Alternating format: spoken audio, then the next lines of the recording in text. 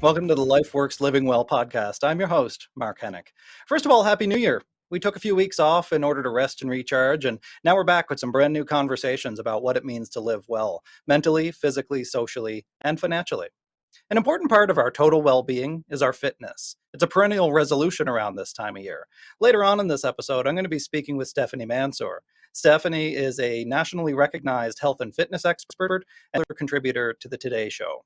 She's going to give us some insights into what motivates people to get in shape and also some practical strategies for sticking with it, and a reminder, most importantly, I think, about the importance of taking time to recover. But first, I'm going to chat with Lynn Keane. Lynn is a speaker, author, and former broadcast journalist. Since losing her son Daniel to suicide in 2009, which she wrote about in her book, Give Sorrow Words, she's been a passionate advocate for suicide prevention and mental wellness. As an avid runner and athlete, physical fitness has played a key role in her journey. In Lynn's latest effort, a 4-part series, she's exploring the journey through the themes of courage, movement, endurance, and transformation. Here's my conversation with Lynn Keane. Lynn, welcome to Living Well. Oh, thank you, and Happy New Year to you, Mark. To you as well. Now, before we get into your most recent effort that I just mentioned at the top to raise mental health awareness through physical fitness, you've called that your Radical Transformation series. I'd like you to set the stage for our listeners and viewers in the context of our conversation today, especially for those who might not be familiar with your story. I had you on my other show as well, and for those who've read your book, your story's so heartbreaking, but also, I think, comforting and inspiring. So share with us what your motivation is behind your transformation. What's the why behind what you're doing right now? I think such a great question, and I was thinking about it when we were talking the last few days. It's such an organic process. I don't even know that I was aware that I was sort of having this transformative experience the last 12 years. Um, Losing or sort of experiencing trauma at the level of losing a child to suicide really gives you a few options, and one of the options is to be immobilized and be stuck, and I certainly was for several years. But through doing the work of trying to heal myself, um, I think you recognize that you not only live life at a different level than a lot of people around you, you find a greater purpose to your life, which has been my advocacy and my writing and speaking. Um, the other aspect of what has healed me is staying in motion and sticking with my running and jumping into triathlon and that kind of thing. And again, I've been reflecting the last few months after I did this large training block towards an Ironman that got canceled. That's another story. Um, I recognize that there's these two worlds were converging, and then it struck me that I thought this might resonate, trying to illustrate the shifts and the changes one goes through in grief and through just change after life altering events. And then what do we do to affect change? And then how do we come out in sort of how do we move forward? Not leaving behind, but how do we as humans move forward? And what does that purpose look like? So has a lot of tentacles to it, but it turned into this sort of radical transformation that I've experienced over the past 12 years. Yeah, I think that a lot of people can at least appreciate a small corner of the grief and trauma that comes in the immediate aftermath of a loss like yours, losing your son to suicide. Some can appreciate that more than others directly because more people than we think have actually been through it too. But I think that a lot of people can kind of get at least a bit of it. Fewer, though, I think, consider the journey that follows in the many years that follow. It's been said that we don't move on from grief, but rather move on with grief. And you said in one of your Absolutely. posts something that really affected me. It was that pushing your body is a healing act. So tell me about that. Tell me about the role that that staying physically active rather has played not only in your coping in the immediate aftermath of losing your son, but maybe even finding a place of thriving, of health after such a catastrophic loss. I think I think the years prior to losing Daniel were so instrumental because for say a period of 10 years prior to his passing, I had been a long distance runner. And I think those years of pushing my body and having such a focus and being committed and being disciplined as an athlete through the process of grieving really allowed me to say, first of all, what is it that I can what can I do? And those first few steps were in a very short run, 2 days after we lost Daniel. And literally getting out of the house and putting one foot in front of the other was the beginning of moving with grief, and all of the periods that you go through, and sort of they merge. And but literally the years prior to my loss was really what sort of set me up to have this resilience that I don't know that I would have necessarily had I not um, worked so hard on being so physical for so many years. Subsequent to Daniel's suicide, I think there was this, everything fell apart immediately. But when I knew that I could start to move again, as I mentioned, I just kept going back to that. So 2 weeks later, I ran a half marathon, and then 2 years later, I went back to Boston for the fourth time. I kept knowing that was my North Star, is to keep running, keep moving my body, because when I finished that, even though I was in the midst of deep grief, I had a window of opportunity to feel something other than pain. So that I hung on to. And over the years, it's just, as I said, I think, prior to our tragedy, I think I was living sort of, I call it the sweet safety of the middle, where you don't really have to, you can kind of just go along. And then when you're stopped in your tracks one day, it's life before and life after. As you come through that, you recognize you're living you live life at a different level. Hence, I push boundaries away. I thought, well, there's no reason why I can't do that. There's no reason why I can't train to do an Ironman. There's no reason I can't complete it. And honestly, I don't know that I would have thought of that before. I wouldn't have pushed myself out there to be such an advocate. I mean, I never had to. So I think there's, as nobody wants to be where I am, or so many others are, so many parents. But I think the point is, we all find ourselves in periods of trauma. It's how do we take what we have, that experience, and heal ourselves, number one, work and heal our family, and then how do we have forward progress? And for me, movement really was the elixir. Yeah, I mean, really, what are you going to do with it? You can't change it, so you might as well do something with it. And you've done 100%. so much with your trauma, with your grief, and in mental health advocacy and suicide prevention, as well as raising awareness of physical health too. I think that's a necessary objective too. So tell me For about sure. this most recent effort that you're engaging in, this 4-part radical transformation series. Tell me more about that, what it is, and what do you hope to accomplish with it? So I had mentioned that I had been training for the last 2 years. So just before the pandemic, I had signed up to do this Ironman in California.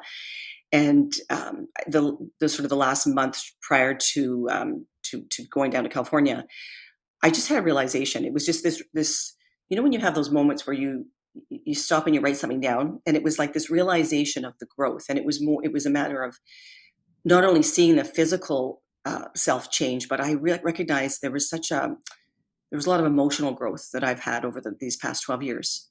And I had I felt privileged to actually recognize growth within myself. And I don't know that we don't stop to necessarily recognize the things that we do, and from that, and from this sort of really hard training for 2 years, um, and then getting to the event, and an hour before it's canceled because of an extreme weather event, I came home and I thought, well, what do I do with this fitness? And then I thought, well, start writing about it. And I think it was really just a question of taking this 2 year training odyssey that I've been on, and then merging that with this 12-year transformative experience. And so radical transformation is, as you mentioned, 4 parts. And essentially, it's really to say to all people is, how do we use that courage that we're born with on every day?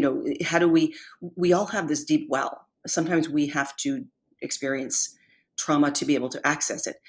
But my belief is that we're born with it. And then how do we celebrate the things that we do?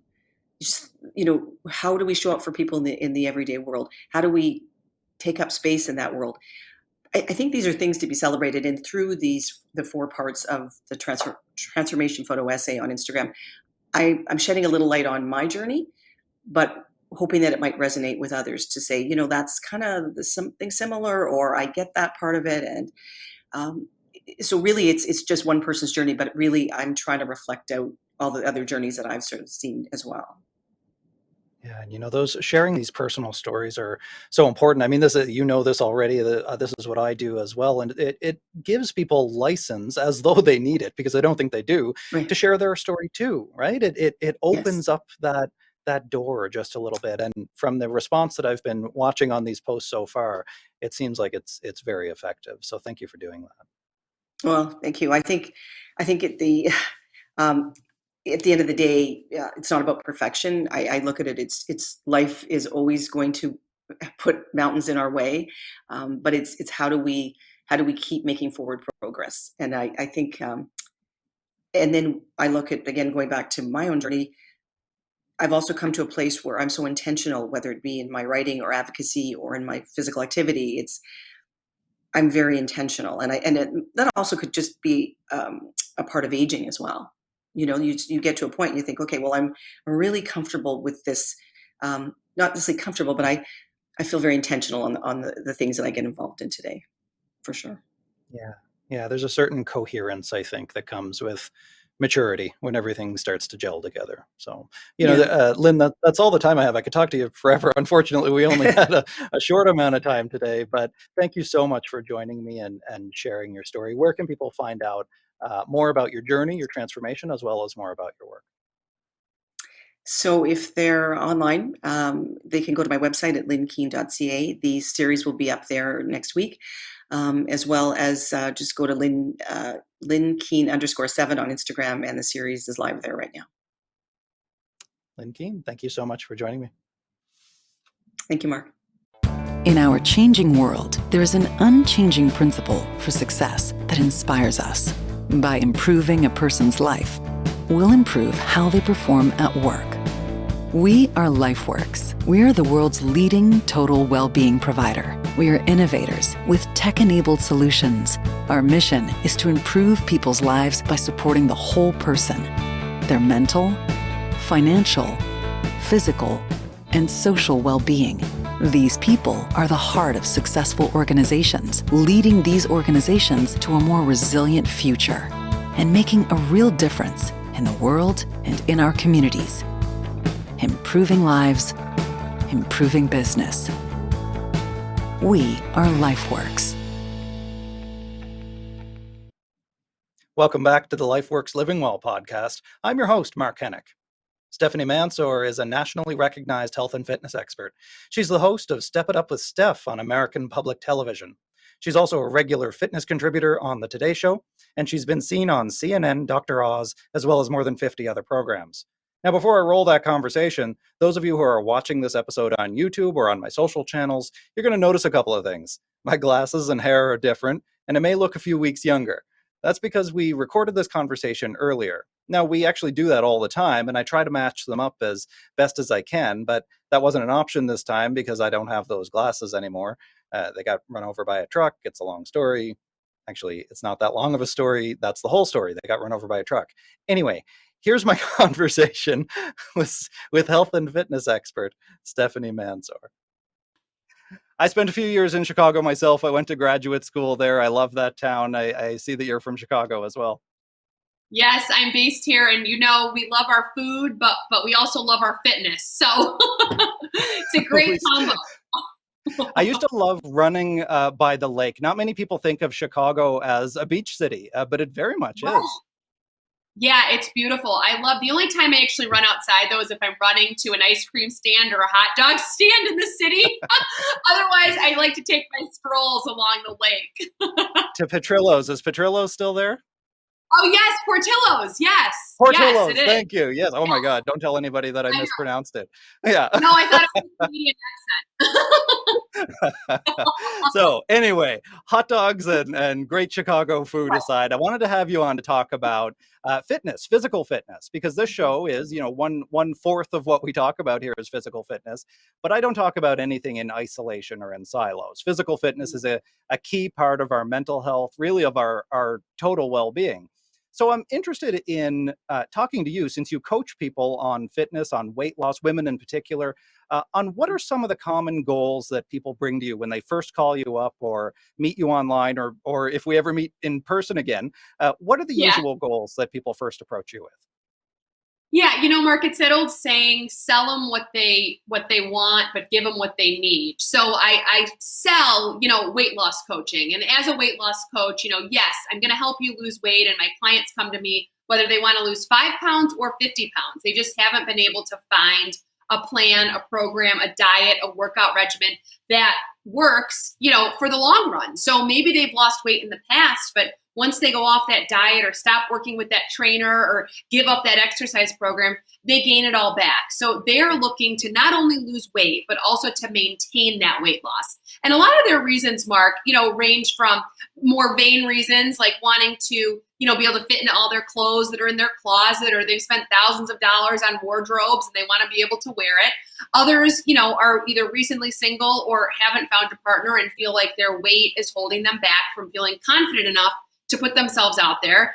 And still others, are high-level executives. They're seeing themselves on big screens at conferences or even on television, and they're very unsatisfied with how large they look or how bloated their face looks, and they just don't like what they see in the mirror. So they really want to get to the bottom of, why they can't just stick to it. And, they're successful in their professional life, some in their personal lives, their social lives, but why can't they just crack this weight loss nut when it comes to their own health and well-being? Do you think that there's something deeper going on below there, though? We all have challenges, I think, with our self-esteem, or many people do. I know I do. Yeah. There's all often, how the relationship that we've learned to have with food, for example, the relationship that we learn to have with ourselves, with our own appearance. So how do you see that playing out as people do start to look and feel better? How does it alter their image, I guess, in that way?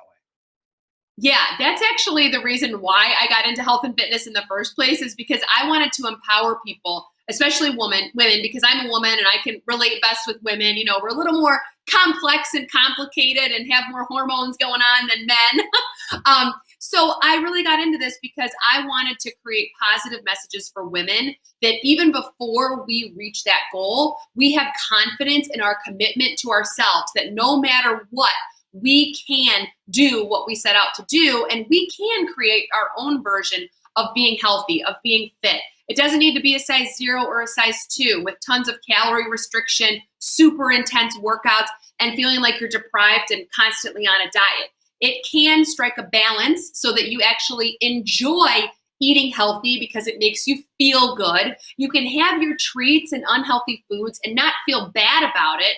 You can celebrate life without feeling like, you're emotionally binge eating, or in some cases drinking excess alcohol, which is making people not happy with their bodies and their overall energy. So there's really a way to go about doing this that combines what I like to say, the masculine energy, which is like the do, the fix, the solve, the check things off, with the feminine energy, which is the how am I feeling? Each day is different. How can I relax more and do what feels best for me instead of just following that plan to a T? Yeah. So then how do you manage the process from getting from point A, person comes in your door, they have these goals, they have those, maybe the right motivation, or maybe they haven't discovered either their goal or their motivation yet. Right. How do you get from point A to point B? What is the best process in your experience? Yeah, that's a great question. So what I like to start off with is, I always say we're going to start in Negativeville. Like, where did all these negative, bad in quotes come from? Where did these bad habits come from? How long have you been doing them? What are your defaults? What's your go-to? What's actually contributed to the weight gain or to your unhappiness? So kind of excavating that. And that way I have this, kind of bigger lens through which I can see them to look out for if these things start happening during our time together. And then secondly, we go into Positiveville. So, okay, let's pretend like we've already lost those 5 pounds or 50 pounds. What do you look like? What do you see when you look in the mirror? How do you feel when you wake up in the morning? How do you feel when you're surrounded by all this junk food? You feel in control. You feel empowered. You feel like it's not just taking hold of you. How do you feel when you come home from a long day of work? Do you run straight to pour yourself a glass of wine? Or do you sit down and do some stretches and meditation, or maybe go for a walk around the block to disconnect your work from your personal life? How do you want to see yourself? How do you want to feel? What things do you want to hear people saying to you? Like, oh, you look great. You look strong. I love how muscular your arms are. Whatever it is, we got to paint that picture so that we can see it, believe it, achieve it. Because if we don't know where we're going and how that's going to look and feel, it's really like, we're driving around the country in Canada and we don't know if we're going north, south, east, or west. Yeah. And that happens a lot in Canada, trust me, especially when Yeah. I'm driving. Now, tell me, let's talk about recovery. Because I work out as often as I can, and I've had various trainers over the years.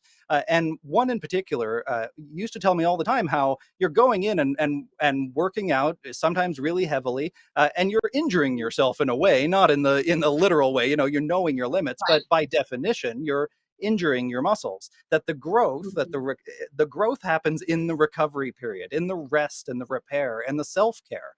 So how do Yeah. you manage educating your clients on self-care, and what does your own self-care look like? I love that you bring this up, Mark, because so for many of my clients, they're women and they're aging, and we've got tons of stress. And when the stress levels are elevated, the cortisol levels are high, we're most likely storing fat around the midsection. Sometimes the last thing that my clients need is a super high intensity, kick butt workout. Sometimes they need to do a yoga and Pilates regimen, for weeks at a time to help reduce the cortisol levels so that their body can let go of and release fat and get the scale to move. So if you are someone that is not seeing results with super intense workouts, either give yourself more rest days. I recommend starting off with 3 days a week of intense workouts and then resting for 4. On those rest days, you can do light stretching, you can go for a walk, but really allowing yourself time for those muscles to rebuild and repair is critical and crucial to not overtaxing your body. But secondly, if you're finding that those intense workouts a few times a week aren't making a dent, instead of going up to do 5 or 6 times a week, let's lessen the pace of those workouts. Let's do some steady cardio work, or let's, again, go for a daily walk. Or maybe we will do that Pilates or that yoga. But we need to remember that part of weight loss and part of self-care does include trying to sleep for 7 or 8 hours a night. It does include, clearing your mind, whether it's prayer, meditation, deep breathing. And it also includes fun. What are some things that make you feel happy and make you feel good? We have to remember that those are, if not as important, almost as important as workouts themselves. Stephanie Mansour, I could talk to you forever. You're a health and fitness expert, host of Step It Up with Steph on American Public Television, the monthly fitness contributor for the Today Show. Thank you so much for being with us on Living Well today. Thank you, Mark. I look forward to riding in your car and getting lost sometime. You're listening to Living Well. I'm your host, Mark Hennick. Many thanks to Stephanie Mansour for that fun conversation that we had. We're almost out of time here, but before I let you go, I want to touch base quickly with just one more person. Lori Deacon is Senior Director of Strategic Partnerships and Practice Excellence for LifeWorks. Lori, thanks for stopping by today. Thank you for having me. Now, LifeWorks has a service that you're calling Influence Care. Tell me more about what that is and how people might be able to improve not only their mental health, but their physical health as well. Absolutely. So Influence Care is a great service that we offer to bridge the gap essentially between the public system and the private system and have access to psychiatrists. So part of this service is really to ensure that people who are struggling from a mental health perspective, and we know there's been a lot of that happening from a pandemic perspective and even before that, to come in and play the role of an attending psychiatrist for one session, to come in, evaluate what your restrictions and limitations are, to evaluate whether you can continue working, whether you are able to return to work if you've been off of work, to establish if there's any non-medical barriers, and also to explore our daily functioning. So they go in and do this assessment for about an hour from a virtual perspective because we're in a virtual world. They go ahead and do that, and they're able to give a report for treatment recommendations that are usually medication-based, and also recommendations for psychotherapy afterwards. So it's this great service that kind of jettisons in to make sure that we support someone and send that information to their attending physician afterwards, so that the attending physician has some sort of meat to go on to and make sure that they can actually manage their employees' health or their patients' health. Oh, that sounds incredibly convenient and useful. So how can people get access to this service? For sure. So right now, having access to this service is through your employer. So we have different partnerships with different employers where we are actually set up to be their provider from an influence care perspective. Typically, it's attached to a disability management case, but we actually do have ad hoc services as well. So if this is something that employers are interested in offering to their employees to help them on their mental health journey, then we're definitely there to help them in that regard. Wonderful. Laurie Deacon is Senior Director of Strategic Partnerships and Practice Excellence for LifeWorks. Thanks so much for being here, Laurie. Well, thank you so much for having me. That's all the time we have this week for Living Well. Many thanks to Lynn Keane, Stephanie Mansour, and Laurie Deacon for speaking with me today. Make sure that you like and subscribe to the show wherever you're listening or watching: YouTube, Apple Podcasts, Google Podcasts, Spotify, and everywhere else. You can go back and check out all of the episodes from our 3 seasons so far on any of those platforms, as well as at livingwellpod.com. You can connect with me on Twitter, Facebook, Instagram, LinkedIn, and YouTube at Mark Hennick to let me know what you think. Thank you for spending some of your time with me today. I've been your host, Mark Hennick. Until next time, take care and live well.